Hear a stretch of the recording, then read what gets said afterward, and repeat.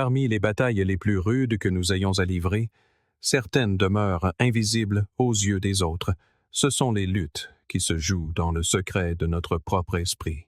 Ces guerres silencieuses contre le doute, la peur, la frustration et, parfois même, le désespoir. Nous traversons tous des moments où la vie semble accablante, comme si le poids du monde pesait tout entier sur nos épaules. Mais, et si je vous disais que vous possédez le pouvoir de surmonter ces batailles intérieures, quelle que soit leur férocité? Et si vous pouviez forger un état d'esprit si solide, si résilient, que peu importe les obstacles que la vie dresse sur votre chemin, vous resteriez inébranlable? C'est précisément ce que nous enseigne le stoïcisme. L'art non seulement de survivre, mais de prospérer, au mépris du chaos ou des épreuves qui nous entourent. Il s'agit de transformer nos luttes en tremplins, d'utiliser chaque défi pour renforcer l'esprit et l'âme. Les philosophes stoïciens savaient que le véritable pouvoir ne réside pas dans les circonstances extérieures, mais dans la maîtrise des pensées qui façonnent notre expérience. Et aujourd'hui, nous allons explorer en profondeur comment vous pouvez construire ce type de mental inébranlable, une pensée à la fois. Si vous êtes prêt à changer votre façon de penser, à embrasser vos défis comme des opportunités et à bâtir un état d'esprit capable de tout affronter, je vous invite à vous abonner. C'est un pas vers la croissance personnelle, une conscience de soi plus profonde et une vie ancrée dans le sens. Commençons. Avant de plonger dans la méthode pour construire un mental d'acier, marquons une pause pour réfléchir à une vérité simple mais puissante. Votre esprit façonne votre réalité.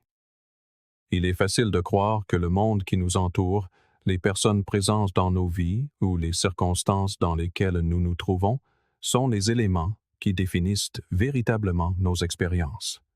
Mais en réalité, ce ne sont pas ces facteurs externes qui ont le dernier mot. C'est notre perception de ces facteurs. La manière dont nous interprétons le monde détermine ce que nous ressentons, comment nous réagissons et, en fin de compte, la qualité de notre vie.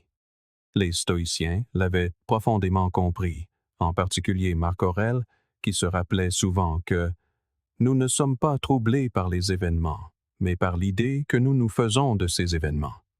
Prenez un instant et repensez à la dernière fois où vous vous êtes senti vaincu. Peut-être était-ce un échec au travail, une opportunité manquée, ou même un revers personnel. Maintenant, posez-vous la question. Était-ce vraiment l'événement lui-même qui vous a brisé, ou était-ce votre perception de celui-ci? Souvent, ce n'est pas l'événement qui a le pouvoir de nous abattre, mais la façon dont nous l'interprétons. Ce changement de perspective est la clé pour libérer la force intérieure nécessaire pour affronter les défis avec vigueur et clarté. Si nous parvenons à changer notre regard sur les difficultés, nous pouvons changer notre réponse à celles-ci et, ce faisant, commencer à ériger cette forteresse mentale qui nous protégera des tempêtes de la vie. Il est crucial de reconnaître que tout ce que nous vivons est filtré par le prisme de nos pensées. Si nos pensées sont assombries par la négativité ou le doute, le monde paraîtra sombre et écrasant. Mais si nous nous entraînons à voir les défis comme des opportunités de croissance, nous commençons à inverser le rapport de force. Au lieu de nous sentir victimes de nos circonstances, nous réalisons que nous avons le pouvoir de choisir notre réaction, peu importe ce que la vie nous présente. C'est l'essence même de l'enseignement stoïcien. Notre pouvoir ne réside pas dans le contrôle de ce qui nous arrive, mais dans la maîtrise de la façon dont nous choisissons d'interpréter et de répondre à ces événements. Pensez-y. Si vous êtes dans une situation difficile, vous pouvez choisir de la voir comme un obstacle insurmontable ou comme un tremplin pour votre croissance personnelle. Un état d'esprit mène à un sentiment d'impuissance, tandis que l'autre ouvre la possibilité d'apprendre et de s'améliorer. C'est là que réside le véritable pouvoir. En changeant votre perspective, vous commencez à voir des opportunités là où d'autres ne voient que des problèmes. C'est la première étape pour construire un mental inébranlable. Lorsque vous commencez à changer votre vision du monde, vous changez votre relation avec lui. Au lieu de vous voir comme une victime des circonstances, vous commencez à vous percevoir comme quelqu'un capable de tout surmonter, simplement en ajustant votre perception de la situation. Certes, changer de perspective n'est pas chose aisée. Cela demande de la pratique, de la conscience et de l'engagement. Mais le premier pas consiste simplement à reconnaître que vos pensées façonnent votre réalité. Cette prise de conscience est en soi une source de puissance. Elle vous donne la capacité de prendre du recul par rapport à vos réactions émotionnelles et d'adopter une approche plus mesurée et réfléchie face aux défis de la vie. Lorsque vous sentez monter la frustration, la colère ou la tristesse, au lieu de laisser ces émotions vous contrôler, faites une pause. Demandez-vous, à quoi suis-je réellement en train de réagir? Est-ce que l'événement lui-même ou la façon dont je choisis de le voir?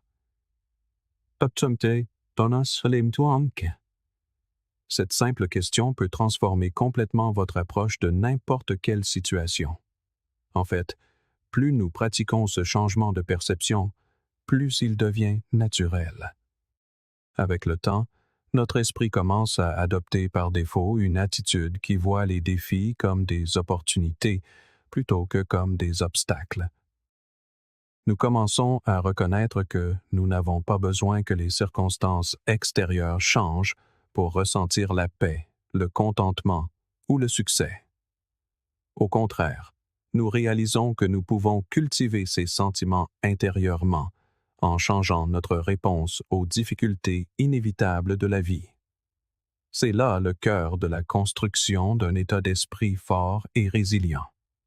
Reconnaître que nous avons le contrôle sur notre interprétation du monde et, par conséquent, sur notre expérience de celui-ci.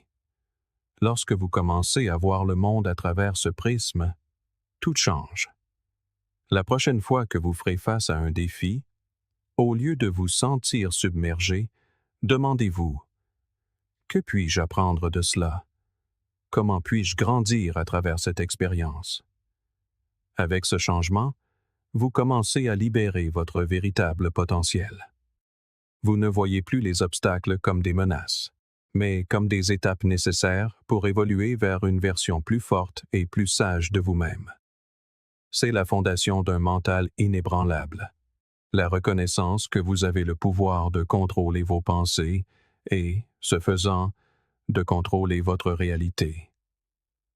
Ainsi, la première étape pour bâtir un état d'esprit capable de résister à tout ce que la vie vous réserve est simple. Reconnaissez le pouvoir de votre esprit. Admettez que votre perception du monde façonne votre réalité et que vos pensées sont le filtre à travers lequel vous vivez chaque instant. Avec cette conscience, vous pouvez commencer à transformer votre mentalité, changeant les défis en opportunités et les revers en leçons. Ce changement de perception est le premier pas sur le chemin de la résilience mentale.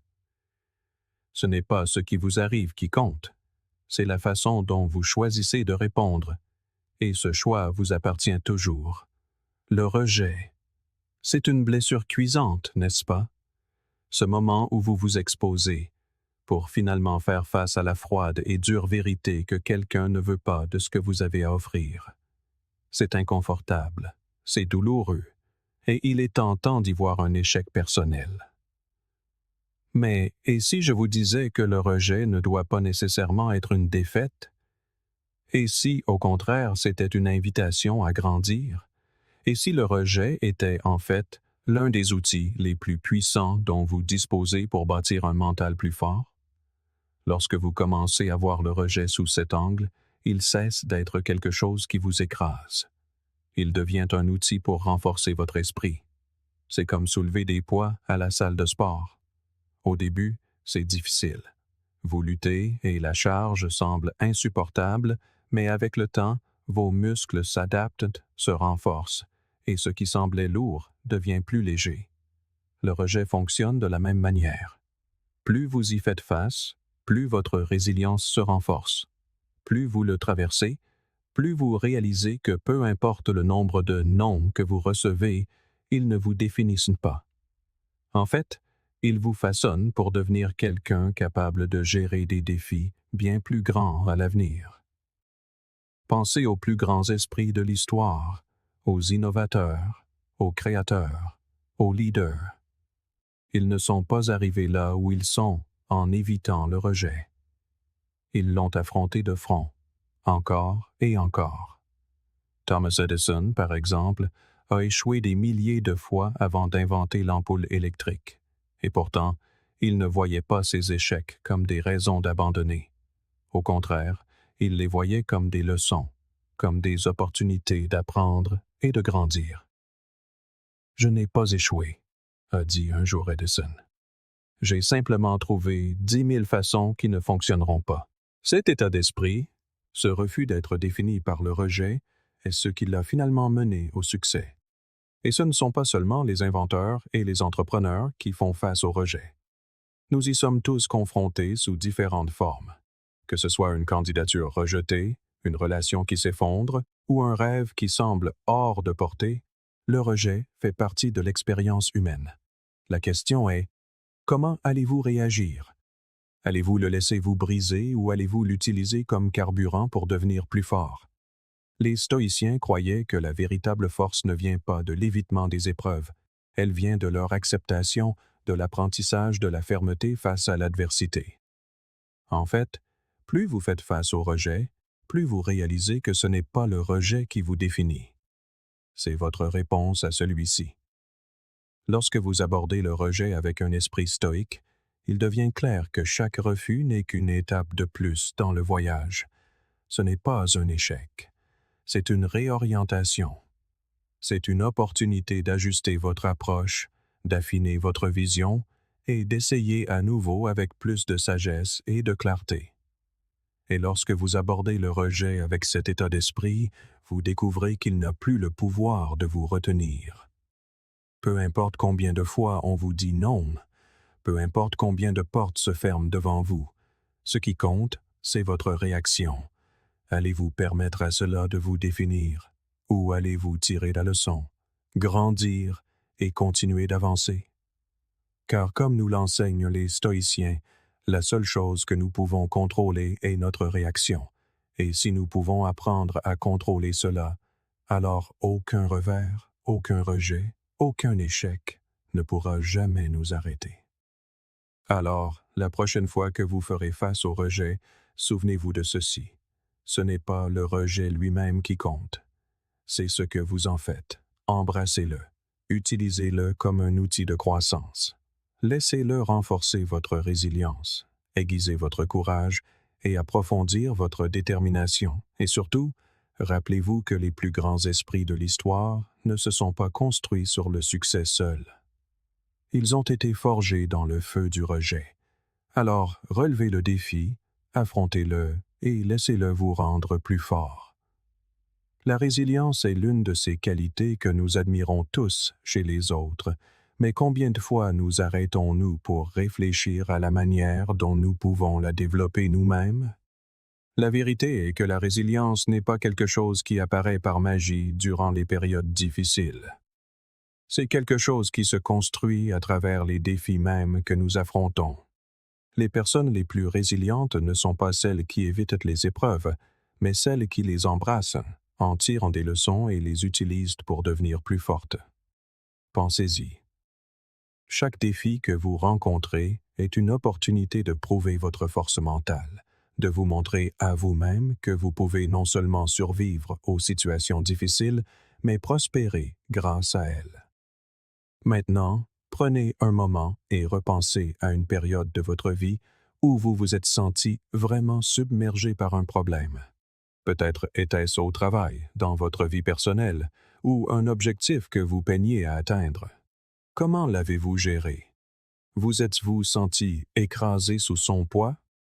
Les stoïciens, ces anciens philosophes maîtres dans l'art de la résilience, vous demanderaient de faire quelque chose de très simple à cet instant.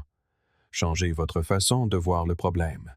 Ils ne croyaient pas qu'il faille éviter la difficulté ou prétendre que la douleur n'existe pas. Au contraire, Il nous enseignait à changer notre perspective, à regarder chaque défi comme une opportunité de croissance, plutôt que de demander « Pourquoi cela m'arrive-t-il à moi ?» Les stoïciens suggéreraient de demander « Que puis-je apprendre de cela ?» Ce changement d'état d'esprit est la clé pour bâtir une véritable résilience. Il ne s'agit pas de prétendre que la douleur ou la difficulté n'est pas réelle.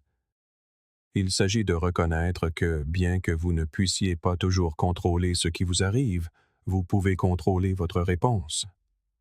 Lorsque vous commencez à voir chaque défi comme un tremplin plutôt que comme un obstacle, vous commencez à construire la force mentale nécessaire pour affronter des défis encore plus grands.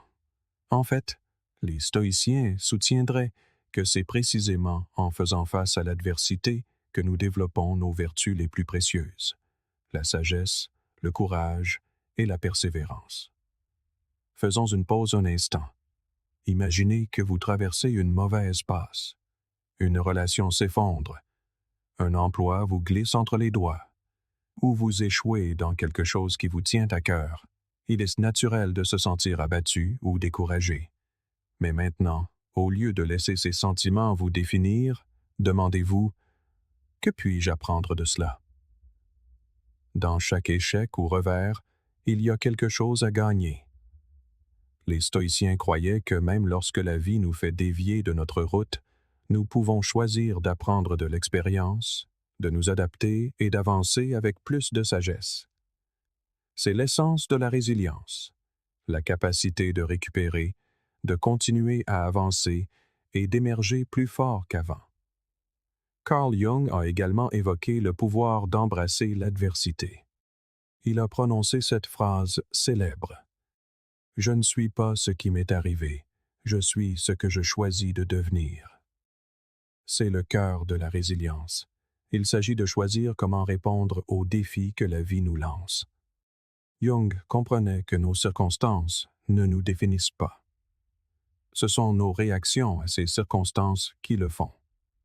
En d'autres termes, nous avons le pouvoir de façonner notre avenir par la manière dont nous gérons nos luttes présentes.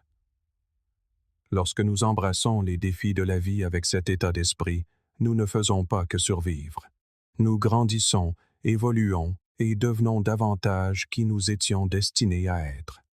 Les stoïciens, et particulièrement Marc Aurèle, croyaient aussi que c'est notre réponse à la douleur et à l'adversité qui définit notre caractère. Il a écrit « L'obstacle à l'action fait avancer l'action. Ce qui barre la route devient la route. »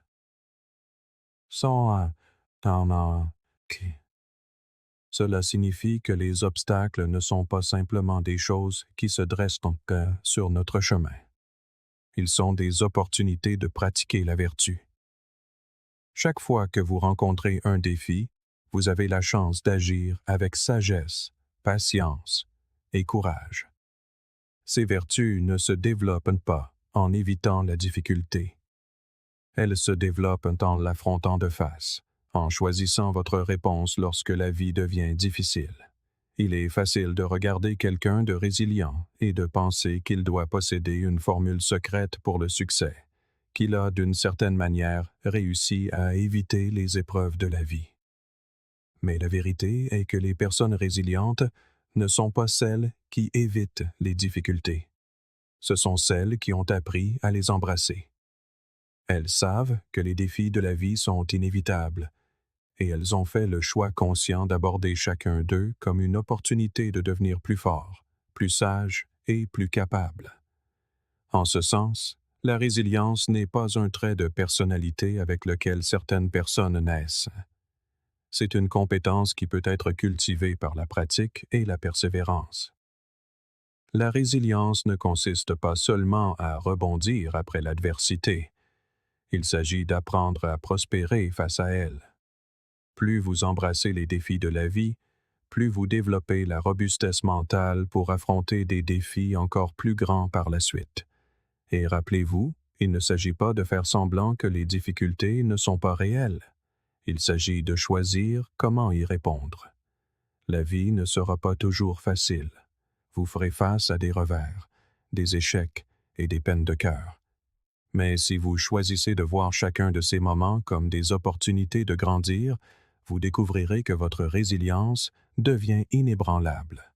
Finalement, la résilience ne consiste pas seulement à endurer les épreuves. Il s'agit de les transformer. Il s'agit de trouver de la force dans l'adversité et d'utiliser cette force pour vous propulser vers l'avant. Les stoïciens croyaient que tout, chaque obstacle, chaque revers, chaque épreuve, est une chance pour nous de bâtir notre caractère. Lorsque vous changez votre état d'esprit et embrassez les défis de la vie avec cette perspective, vous découvrirez que la résilience n'est pas quelque chose après quoi vous devez courir. C'est quelque chose qui devient une partie naturelle de qui vous êtes. Alors, la prochaine fois que la vie vous présente un défi, demandez-vous « Que puis-je apprendre de cela ?» et laissez cette question vous guider vers une plus grande résilience et une plus grande croissance. Voici une vérité fondamentale que nous oublions souvent. Vous ne pouvez pas tout contrôler.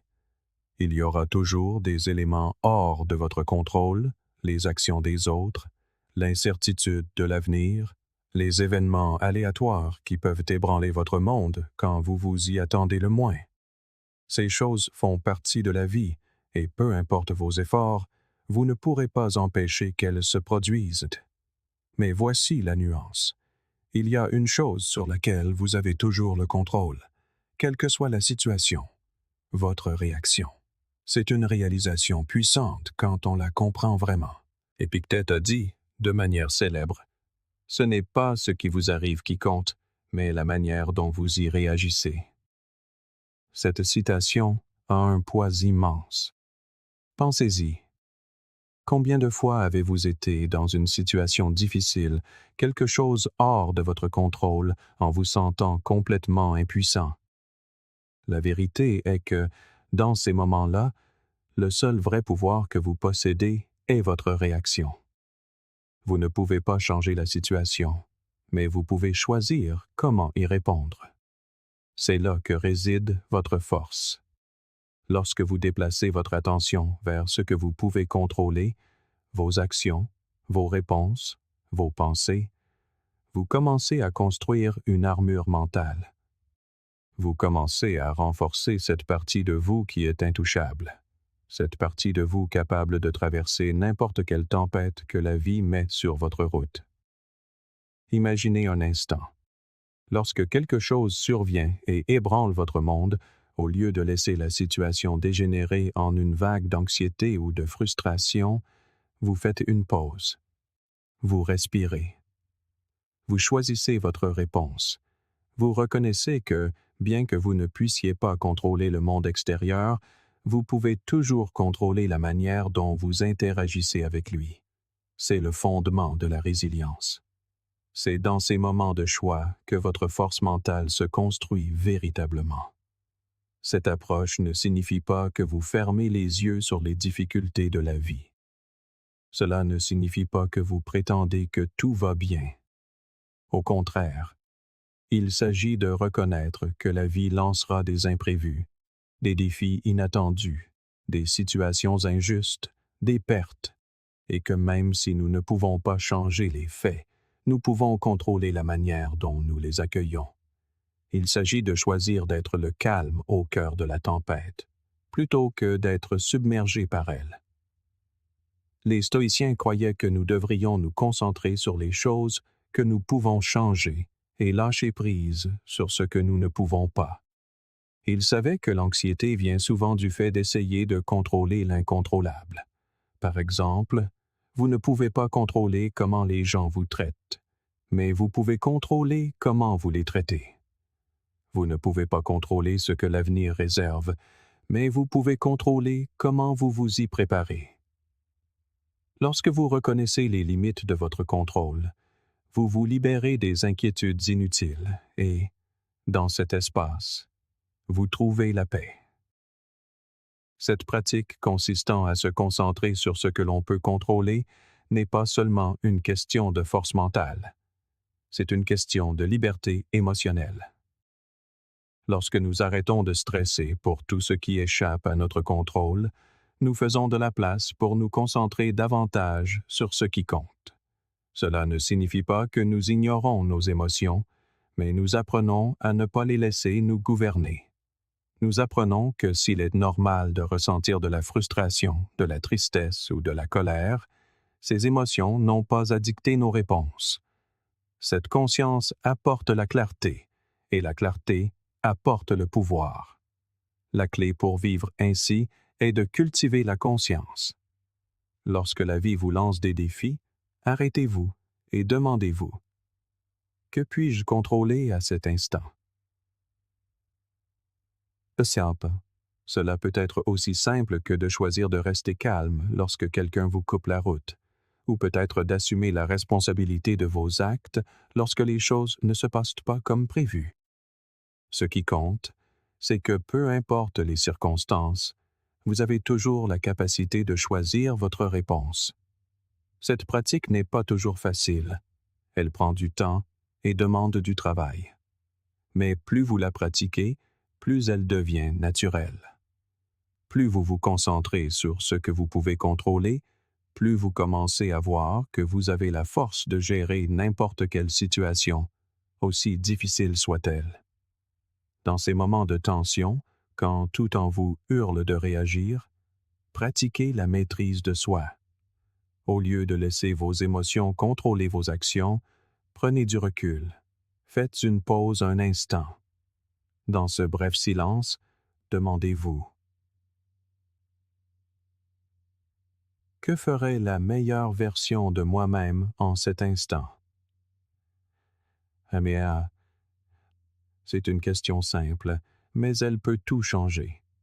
Il s'agit de cultiver l'habitude de la réflexion, celle qui permet de ne pas réagir de manière impulsive, mais de choisir sa réponse avec intention.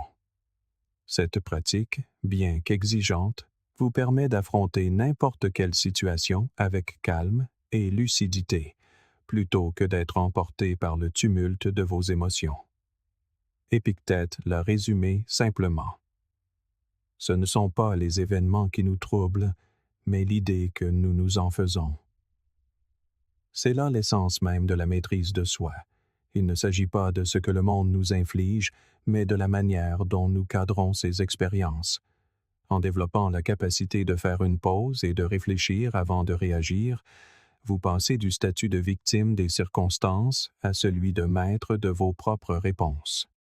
Cela peut sembler anodin, mais avec le temps, cela construit une résilience qui vous permet de gérer les défis de la vie avec grâce et équilibre. La maîtrise de soi est souvent mal comprise, réduite à la simple résistance aux tentations ou à la retenue des désirs. Mais au sens stoïcien, c'est bien plus profond que cela. C'est reconnaître que nos émotions, bien que naturelles, ne doivent pas dicter nos actes. C'est apprendre à se détacher du flot de pensées et de sentiments qui surgissent dans les situations difficiles. En agissant ainsi, nous gagnons l'espace nécessaire pour agir selon nos valeurs, et non plus selon nos seules impulsions.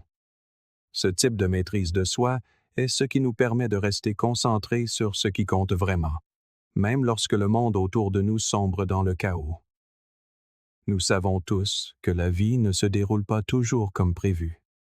Les choses ne s'arrangent pas toujours comme nous l'espérons, et souvent, les actions des autres ou les circonstances peuvent nous faire dévier de notre route. Mais lorsque vous pratiquez la maîtrise de soi, vous ne laissez pas ces événements extérieurs contrôler votre paix intérieure. Au contraire, vous choisissez la manière dont vous interagissez avec le monde qui vous entoure. Qu'il s'agisse de gérer un collègue frustrant, de naviguer dans une situation stressante ou simplement de gérer vos propres doutes et peurs, la maîtrise de soi vous permet de maintenir votre centre. Elle vous offre la clarté nécessaire pour répondre de manière réfléchie et non simplement réactive. Cette capacité à choisir votre réponse est quelque chose qui peut se développer avec le temps. C'est un muscle qui se renforce avec la pratique. Chaque fois que vous vous sentez au bord d'une réaction émotionnelle, faites un pas en arrière. Dans cet instant précis, posez-vous la question: Quelle est la meilleure façon de répondre? Cela ne signifie pas réprimer vos sentiments. Cela signifie les reconnaître sans les laisser prendre le contrôle de vos actions. Par exemple, lorsque la colère monte, vous pouvez choisir de vous exprimer calmement au lieu de laisser la colère dicter vos mots. Lorsque la frustration frappe, vous pouvez choisir de prendre une profonde inspiration et de vous recentrer plutôt que de la laisser contrôler votre comportement. En construisant cette habitude de maîtrise de soi, vous créez un tampon entre vos émotions et vos actions. Ce tampon vous donne l'espace pour répondre avec sagesse, patience et clarté, plutôt que de vous perdre dans la chaleur du moment. Les stoïciens croyaient qu'en maîtrisant nos émotions, nous pouvions atteindre une forme de liberté. La liberté de ne pas être gouverné par nos impulsions et la liberté d'agir en accord avec nos idéaux les plus élevés. La maîtrise de soi ne concerne pas seulement les défis individuels. Elle concerne la façon dont vous vous engagez avec le monde dans son ensemble. Elle concerne la façon dont vous gérez les déceptions, dont vous naviguez à travers les échecs, et dont vous restez fidèle à vos valeurs lorsque le monde tente de vous tirer dans différentes directions. Dans un monde qui privilégie souvent la gratification instantanée et les solutions rapides, pratiquer la maîtrise de soi est un acte radical d'autodiscipline. C'est rejeter l'idée que nous devons réagir à chaque impulsion, chaque désir, chaque émotion passagère. Au lieu de cela, c'est choisir d'agir avec intention, d'aligner nos actions avec notre but, et de vivre d'une manière qui reflète la meilleure version de nous-mêmes. Plus vous pratiquez ce type de maîtrise, plus vous réalisez que vous n'êtes pas à la merci de vos émotions ou des circonstances qui vous entourent. Vous commencez à comprendre que vous avez le pouvoir de décider comment vous vous présentez au monde, peu importe ce qui s'y passe. C'est là le véritable pouvoir de la maîtrise de soi. Elle vous donne la capacité de façonner votre expérience, de choisir votre réponse et de vivre en alignement avec vos valeurs. Alors, la prochaine fois que vous serez confronté à une situation qui déclenche une réaction forte, souvenez-vous de ceci. Pause, réflexion et choix. Demandez-vous ce que votre meilleur vous-même ferait à ce moment-là et utilisez cela comme guide. Avec le temps, cette simple pratique construira une résilience qu'aucune situation extérieure ne pourra ébranler. Elle vous donnera la force d'affronter n'importe quel défi avec calme, clarté et une détermination inébranlable. C'est le pouvoir de la maîtrise de soi, la capacité de diriger votre propre navire, peu importe à quel point la mer peut devenir agitée. Lorsque la vie semble échapper à tout contrôle, il est facile de se laisser happer par les petites frustrations du moment. Peut-être sont-ce les courriels incessants, le trafic ou les imprévus qui semblent faire dérailler votre journée. Mais voilà la vérité. Ce ne sont que des points sur le radar. Ils sont temporaires. Pourtant, dans le chaos de la vie quotidienne, il est facile de perdre de vue la vue d'ensemble, de se concentrer si lourdement sur l'immédiat que l'on en oublie le long terme. Les stoïciens, cependant, avaient une perspective différente. Ils croyaient que la clé pour maintenir la paix de l'esprit est de prendre du recul et de se concentrer sur le voyage plus large. Les stoïciens nous ont enseigné que la vie ne consiste pas à gagner les petites batailles, elle concerne le voyage à long terme. Et qu'est-ce que cela signifie pour vous? Cela signifie que lorsque vous vous sentez submergé, lorsque les luttes à court terme semblent insurmontables, vous devez déplacer votre attention vers la vue d'ensemble. Les objectifs à long terme de la vie sont comme une boussole. Ils vous aident à naviguer à travers les jours de tempête, vous fournissant une direction claire, même lorsque les vents sont forts. Vous ne laissez pas le bruit du moment présent noyer la vision de là où vous allez. Marc Aurèle réfléchissait souvent à la brièveté de la vie et à l'importance de se concentrer sur ce qui compte vraiment. Il a dit un jour, « Vous avez pouvoir sur votre esprit, non sur les événements extérieurs. Réalisez ceci et vous trouverez la force. » C'est dans ces moments de lutte que vous pouvez pratiquer cette sagesse. Au lieu de vous laisser prendre dans le tourbillon du moment présent, souvenez-vous que ce n'est qu'une étape de votre voyage. La frustration que vous ressentez aujourd'hui est une partie temporaire d'un processus beaucoup plus grand.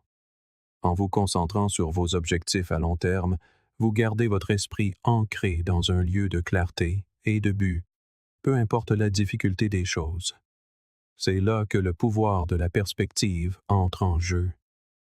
Lorsque vous voyez le monde à travers le prisme des objectifs à long terme, vous ne réagissez plus impulsivement à chaque petit revers. Au lieu de cela, vous prenez du recul et vous vous demandez « Que puis-je apprendre de cela ?»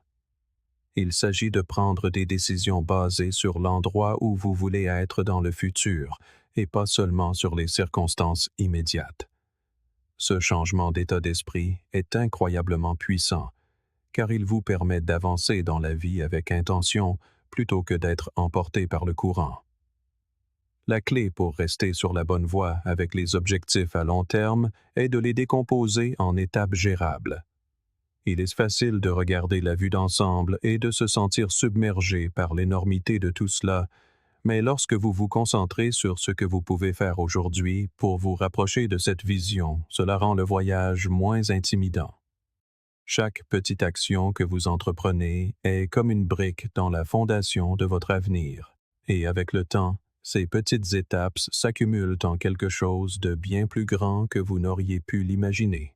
C'est ainsi que la constance construit le succès. Lorsque vous commencez à voir vos actions quotidiennes comme faisant partie d'un but plus large, vous commencez à aborder la vie avec plus de clarté et de calme. Au lieu de vous enliser dans les petits inconvénients, vous réalisez qu'ils ne définissent pas votre voyage. Ce qui définit votre voyage, c'est votre engagement envers vos objectifs, votre résilience face aux obstacles et votre capacité à rester concentré sur la vue d'ensemble. Dans ces moments où les choses ne se passent pas comme prévu, rappelez-vous que les revers font simplement partie du processus. Ils ne sont pas la fin. Ils sont le début d'un nouveau chapitre. Alors que vous continuez votre voyage, il est important de se rappeler que c'est votre vie et que c'est vous qui dirigez le navire. Les stoïciens croyaient en la responsabilité personnelle, et lorsque vous prenez la responsabilité de votre propre chemin, vous vous donnez le pouvoir de créer la vie que vous souhaitez. Chaque décision que vous prenez, aussi petite soit-elle, vous rapproche de la personne que vous aspirez à devenir. Alors, la prochaine fois que vous vous sentirez submergé par le moment présent, rappelez-vous de prendre du recul et de vous concentrer sur la vision à long terme. Gardez les yeux sur la destination et ayez confiance que chaque petit pas vous rapproche de l'endroit où vous voulez être. En déplaçant votre attention vers le long terme, vous gagnez le contrôle sur votre voyage. Les distractions du présent seront toujours là, mais lorsque vous avez une vision claire d'où vous allez, elles deviennent moins significatives. Gardez les yeux sur le prix et laissez cette vision vous guider à travers les jours orageux. Vos objectifs à long terme ne sont pas seulement des rêves, ce sont les cartes routières qui vous mènent à votre plus grand potentiel. Avec patience, persévérance et un sens clair de la direction, vous pouvez naviguer à travers les défis de la vie avec but et résilience. Continuez d'avancer et rappelez-vous, le voyage est tout aussi important que la destination. Le courage n'est pas l'absence de peur, c'est la décision d'avancer malgré elle. Il est facile de penser au courage comme à quelque chose réservé aux héros ou aux grands moments de la vie, mais les stoïciens nous ont enseigné que le vrai courage ne se trouve pas dans l'absence de peur, mais dans la façon dont nous y répondons. La peur est une partie naturelle de l'être humain. C'est quelque chose que nous ressentons tous, que nous soyons sur le point de relever un grand défi, d'affronter une conversation difficile ou simplement de faire un pas vers l'inconnu. Mais le courage, ce n'est pas ne pas avoir peur. C'est ressentir cette peur et choisir d'agir quand même. Les stoïciens comprenaient cela profondément. Ils croyaient que chaque fois que vous affrontez votre peur et que vous la traversez, vous devenez plus fort. Il ne s'agit pas d'éviter la peur ou de prétendre qu'elle n'existe pas. Il s'agit de la reconnaître et de choisir tout de même d'avancer. Pensez-y un instant. De quoi avez-vous peur en ce moment? Cela pourrait être quelque chose d'aussi simple que de prendre la parole lors d'une réunion, de confronter quelqu'un à propos d'un problème ou de faire un saut dans votre carrière. Ces peurs peuvent te sembler lourdes, voire accablantes, mais il est important de se rappeler qu'elles ne nous définissent pas. Ce n'est pas la peur elle-même qui détient le pouvoir sur nous. C'est notre réponse à celle-ci. Lorsque nous choisissons d'affronter nos peurs, de marcher dans cet inconfort avec courage, nous reprenons le contrôle que la peur essaie de nous dérober. Et comme les stoïciens nous le rappelleraient, la peur n'est pas quelque chose à fuir. C'est une opportunité de grandir. Le courage nous permet d'affronter ces moments difficiles avec force.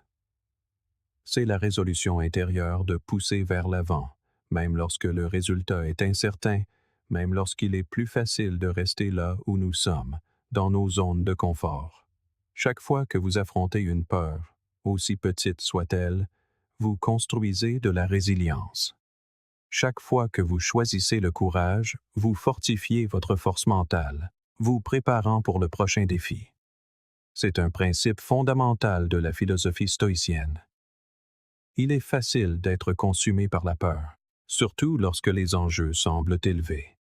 Peut-être avez-vous peur d'échouer ou peur de ce que les autres penseront. Ces peurs peuvent créer une hésitation paralysante qui vous retient. Mais, et si vous changiez votre perspective sur la peur elle-même? Au lieu de la voir comme un barrage routier, imaginez-la comme un signal, un indicateur que vous êtes au bord de quelque chose de significatif, quelque chose qui pourrait vous faire avancer dans la vie. Lorsque vous ressentez la peur, au lieu de l'éviter, demandez-vous « Que me dit cette peur? Que puis-je apprendre d'elle? » La peur a une drôle de façon de révéler les choses qui comptent le plus pour nous. C'est un signe que vous vous mettez au défi, que vous sortez de ce qui est familier et que vous luttez pour grandir. C'est là que réside le vrai courage. Plus nous affrontons la peur, plus nous réalisons qu'elle n'est pas aussi terrifiante que nous le croyions initialement. Nous lui donnons du pouvoir en l'évitant, en la laissant dicter nos choix. Mais lorsque nous nous tenons face à la peur, nous voyons qu'elle n'a pas à nous contrôler. Au lieu de cela, nous la contrôlons. Cela ne signifie pas que la peur disparaîtra. Elle sera toujours là, sous une forme ou une autre, mais avec le courage, nous apprenons à marcher avec elle plutôt que d'être submergés par elle. Et à chaque pas, nous devenons plus capables de gérer ce qui vient ensuite. C'est ainsi que la résilience se construit, non pas en évitant les défis, mais en les affrontant de front et en refusant de reculer. À bien des égards, le courage est comme un muscle. Plus vous l'utilisez, plus il devient fort. Lorsque vous évitez constamment l'inconfort, vous n'exercez pas votre courage. Mais lorsque vous poussez à travers la peur, lorsque vous choisissez d'agir malgré votre hésitation, vous renforcez votre résilience. Avec le temps, cette pratique construit une force mentale. La prochaine fois qu'un défi surgira, vous n'hésiterez pas autant. Vous saurez par expérience que vous avez déjà affronté des peurs et que vous en êtes sorti plus fort et que vous pouvez le refaire. C'est ce que les stoïciens avaient compris. La vraie force se construit dans la lutte, pas dans l'évitement. Alors demandez-vous encore, qu'est-ce qui vous retient? Quelle est la peur qui vous empêche d'avancer? Il est temps de l'affronter non pas comme une menace, mais comme une opportunité. Plus vous confrontez vos peurs, plus vous découvrirez que vous êtes capable de bien plus que vous ne l'imaginiez. Le courage ne consiste pas à être sans peur. Il s'agit de choisir d'agir malgré la peur. Il s'agit de développer la force intérieure pour continuer d'avancer, peu importe ce que la vie met sur votre chemin. Chaque défi, chaque moment de peur est une chance de construire cette force, de fortifier votre résilience et de vous montrer à quel point vous êtes capable. Chaque jour offre une chance de renforcer vos muscles mentaux. Cela commence par les habitudes que vous créez et les routines que vous suivez. L'une des meilleures façons d'entraîner votre esprit est par la réflexion stoïcienne. Prenez un moment le matin pour faire une pause, respirer et réfléchir à la journée à venir. Quels défis pourriez-vous rencontrer? Comment y répondrez-vous?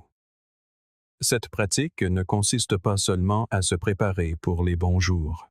Il s'agit de vous équiper pour les jours difficiles. Les stoïciens ne fuyaient pas les défis, ils les embrassaient. Ils comprenaient que l'adversité est le lieu où la vraie croissance se produit. En reconnaissant les difficultés potentielles avant qu'elles ne surviennent, vous vous permettez de les rencontrer avec un sentiment de calme et de clarté plutôt qu'avec peur ou anxiété. Il s'agit de créer un état d'esprit où vous voyez les obstacles comme des opportunités de croissance et non comme des barrages qui vous arrêtent net. La pleine conscience est un autre outil qui peut vous aider à renforcer votre résilience mentale. Être conscient signifie être attentif à vos pensées, émotions et réactions dans l'instant, sans jugement. Cela signifie observer votre esprit au lieu de le laisser vous contrôler. Par exemple, lorsque quelque chose de stressant se produit, au lieu de réagir immédiatement, prenez un moment pour respirer et observer. Que ressentez-vous? Pourquoi ressentez-vous cela? Qu'est-ce qui dirige vos pensées et réactions? En faisant une pause et en réfléchissant, vous gagnez le contrôle sur vos réponses émotionnelles, vous permettant de choisir comment vous réagissez plutôt que d'être emporté par des impulsions. Cette pratique demande du temps et de la discipline, mais avec le temps, elle vous aidera à développer une compréhension plus profonde de vous-même, de vos déclencheurs et de la manière de les gérer efficacement. Tenir un journal est une autre pratique puissante pour l'entraînement mental. Écrire vos pensées et émotions est un excellent moyen de libérer la tension mentale et de gagner en clarté. Cela vous donne l'espace pour explorer votre monde intérieur et réfléchir à vos expériences. Cette pratique n'a pas besoin d'être longue ou compliquée. Cela pourrait être aussi simple que de noter comment vous vous sentez au début ou à la fin de chaque journée. Quels défis avez-vous rencontrés? Comment avez-vous répondu? Qu'auriez-vous pu faire différemment? Les stoïciens écrivaient souvent leurs pensées dans leurs journaux, et ce faisant, ils gagnaient en sagesse, en perspective et en une meilleure compréhension d'eux-mêmes. Cette habitude de réflexion quotidienne vous aide à construire une force mentale car elle vous force à confronter vos pensées et sentiments plutôt que de les éviter. S'engager avec du contenu qui renforce votre esprit est également une partie importante de l'entraînement mental. Tout comme vous n'iriez pas à la salle de sport pour ne soulever que des poids trop légers, vous ne devriez pas consommer uniquement du contenu qui renforce vos croyances existantes ou vous réconforte. Au lieu de cela, recherchez des idées qui vous mettent au défi, qui vous font penser différemment et qui vous poussent à grandir. Cela pourrait être la lecture de philosophie, l'écoute de podcasts sur le développement personnel ou la participation à des discussions réfléchies avec d'autres.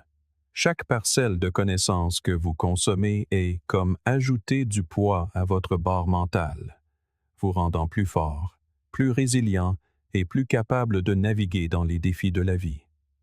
La forme mentale, tout comme la forme physique, ne se produit pas du jour au lendemain. C'est quelque chose qui demande un effort constant, jour après jour. Mais tout comme vous commencez à voir des résultats de vos entraînements physiques après quelques semaines de dévouement, vous commencerez à voir les résultats de votre entraînement mental. Au début, les changements peuvent être petits. Vous ne les remarquerez peut-être pas tout de suite, mais au fil du temps, vous commencerez à voir émerger un esprit plus fort et plus résilient.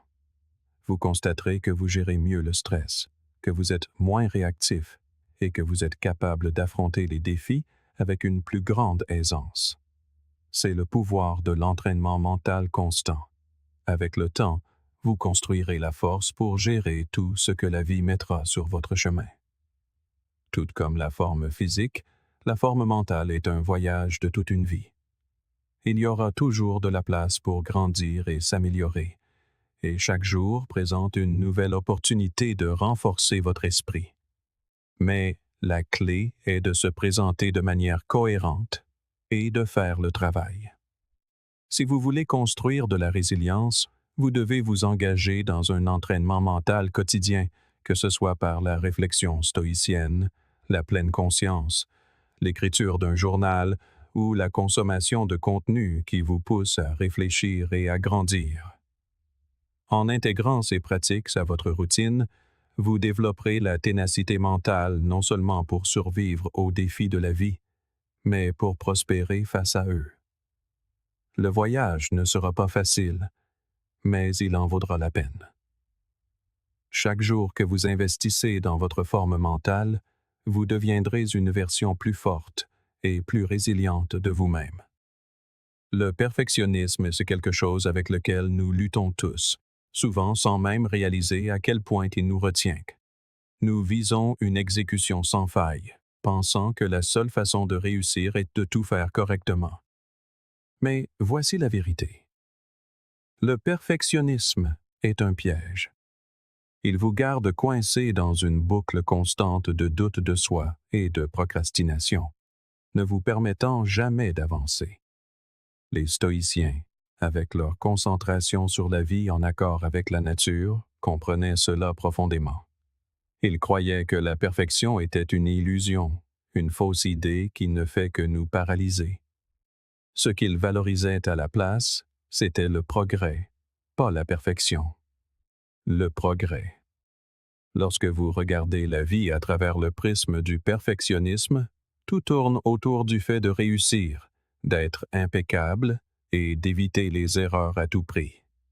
Mais la réalité est que les erreurs sont essentielles à la croissance. Ce ne sont pas des échecs, ce sont des leçons. En d'autres termes, les défis, les imperfections, les revers, ce ne sont pas les choses qui nous arrêtent, ce sont les choses mêmes qui nous enseignent et nous poussent vers l'avant.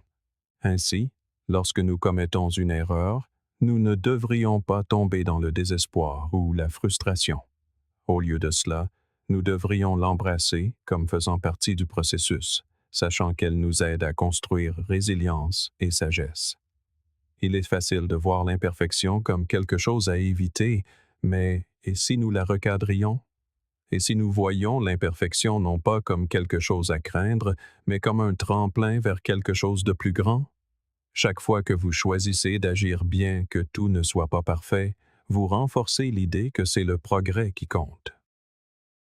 Avec chaque pas, aussi petit soit-il, vous vous rapprochez de la personne que vous voulez devenir.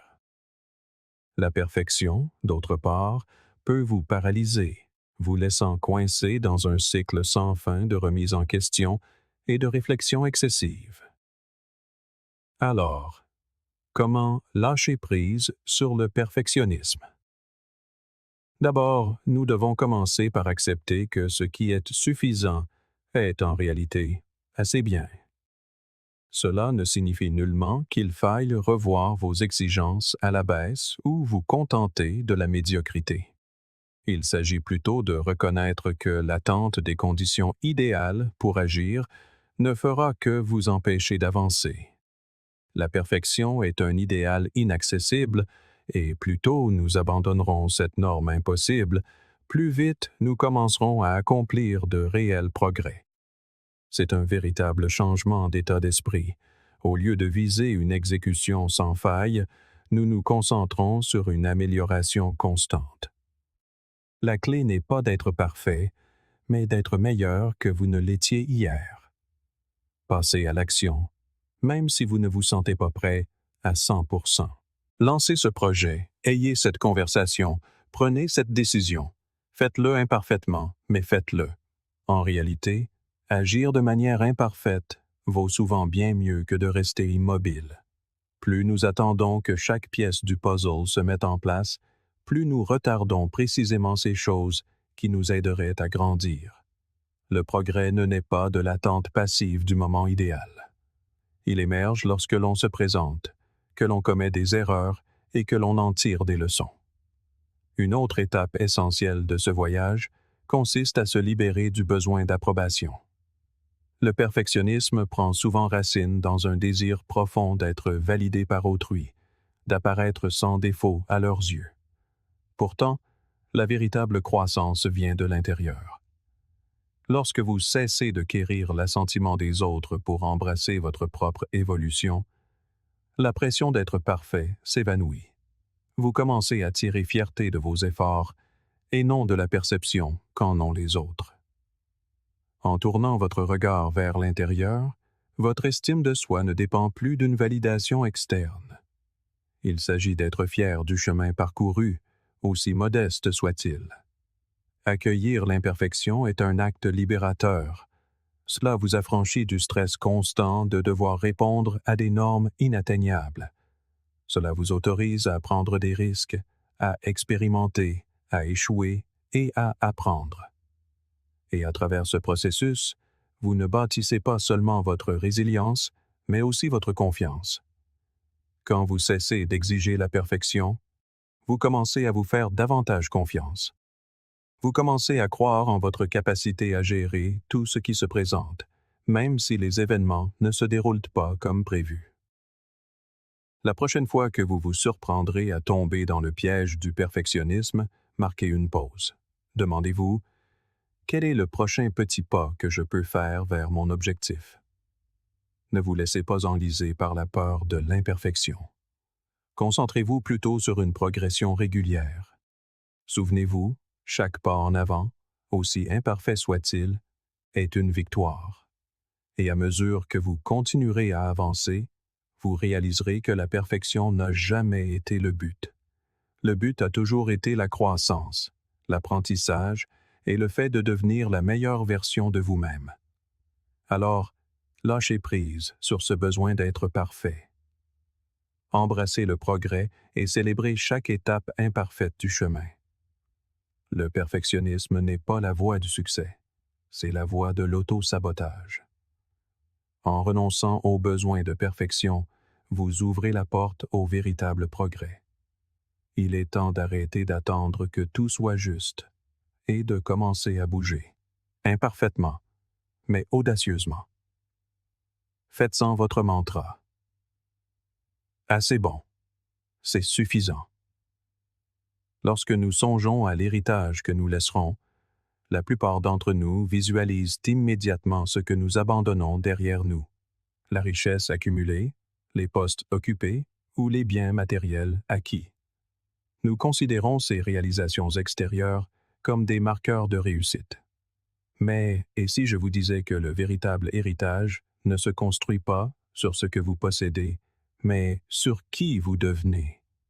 Les stoïciens avaient compris qu'une vie pleine de sens ne se mesure pas aux succès extérieurs, mais aux vertus que nous incarnons chaque jour. Imaginez un instant que votre vie soit un roman. Que voudriez-vous que le dernier chapitre raconte? Quel genre d'impact auriez-vous eu sur le monde? Ce ne sont pas là de simples questions hypothétiques. Elles sont fondamentales pour notre façon de vivre au quotidien. Les choix que nous faisons, la manière dont nous traitons autrui, les principes qui nous guident, voilà les éléments qui créent une influence durable. Les stoïciens croyaient que l'essence de la vie résidait dans la poursuite de la vertu. La sagesse, le courage, la justice et l'autodiscipline. Tels étaient leurs piliers. Ils ne se focalisaient pas sur les accomplissements éphémères ou la validation extérieure. Au contraire, ils s'efforçaient de cultiver une force intérieure et une intégrité morale. À leurs yeux, le vrai succès provenait d'une vie alignée avec ses vertus, quelles que soient les circonstances. Repensez à la dernière fois où vous avez dû prendre une décision difficile. Sur quoi vous êtes-vous appuyé pour vous guider? Était-ce votre peur de l'échec, votre désir d'approbation? Ou vous êtes-vous tourné vers vos vertus, votre sens du bien et du mal, votre capacité à tenir bon malgré les défis. Les stoïciens diraient que votre véritable force réside dans votre capacité à choisir ce qui est juste, indépendamment des pressions extérieures. C'est cela qui donne de l'importance à votre héritage. Il ne s'agit pas de la quantité de richesses ou de statuts obtenus, mais de la manière dont vous avez influencé votre entourage par votre façon de vivre et le caractère dont vous avez fait preuve. L'une des leçons les plus puissantes enseignées par les stoïciens est que nous ne pouvons pas contrôler le monde qui nous entoure. Nous ne pouvons contrôler ni ce que les autres pensent, ni comment ils agissent. Nous ne pouvons prédire l'avenir ni changer le passé. Mais nous pouvons contrôler nos actions, nos réponses et notre engagement à vivre vertueusement. C'est là que réside la véritable liberté.